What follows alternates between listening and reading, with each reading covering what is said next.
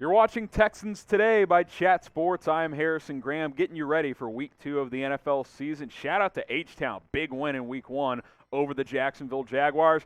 A little tougher competition this week as they'll head on the road to face the Cleveland Browns, but a good opportunity for this Texans team that is looking to surprise some folks this season. Kickoff at 1 o'clock Eastern on Sunday, noon Central Time.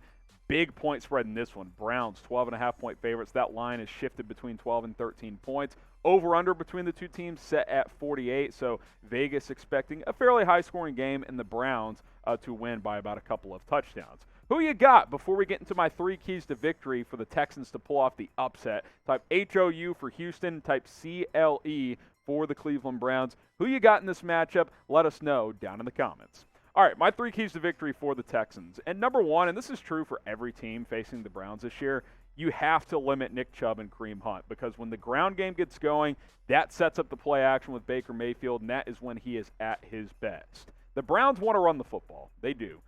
Kevin Stefanski knows he has 2 really good running backs, a great runner in Nick Chubb, a dynamic player in Kareem Hunt who can run and catch. Those 2 guys can really make things happen. Chubb had a nice week in Week 1, 15 carries, 83 yards, and a couple of touchdowns. Kareem Hunt found the end zone as well. So you really have to slow those guys down. You're not going to shut them down, but you need to slow them down. And if you force Baker Mayfield into 3rd and longs, that gives you a better chance of getting off the field.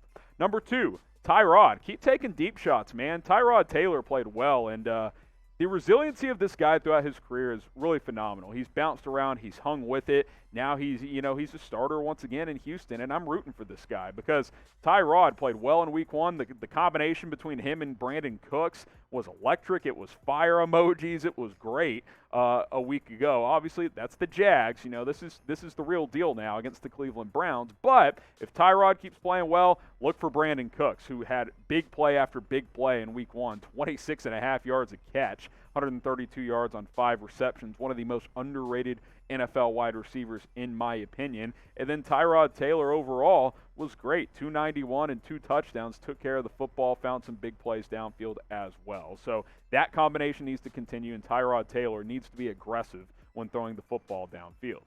Grade Tyrod's first start. How'd you guys feel about it? A, B, C, D, or F? A-, B+.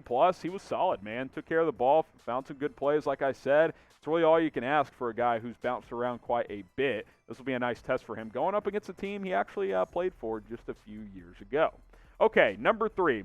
Laramie Tunsil wins the battle against Miles Garrett. And that doesn't mean he shuts Garrett down, but he needs to control that line of scrimmage spot on the left side, on Taylor's blind side, because Miles Garrett can be a dominant player. He was really good against the Chiefs in Week 1, had his way against Orlando Brown. You can't let him dominate. He's going to win some reps, but you got to come back and hit him in the mouth on the next one when you do get beat. You need to set the tone if you're Laramie Tunsil. If Garrett's getting after Taylor consistently, that's going to be tough sledding for Tyrod. So you have to contain him on the left side. Again, you're not going to shut him down, kind of like slowing down Hunt and Chubb running the football. You just got to limit those guys. Limit Miles Garrett, and you'll be in much better position to pull off the upset.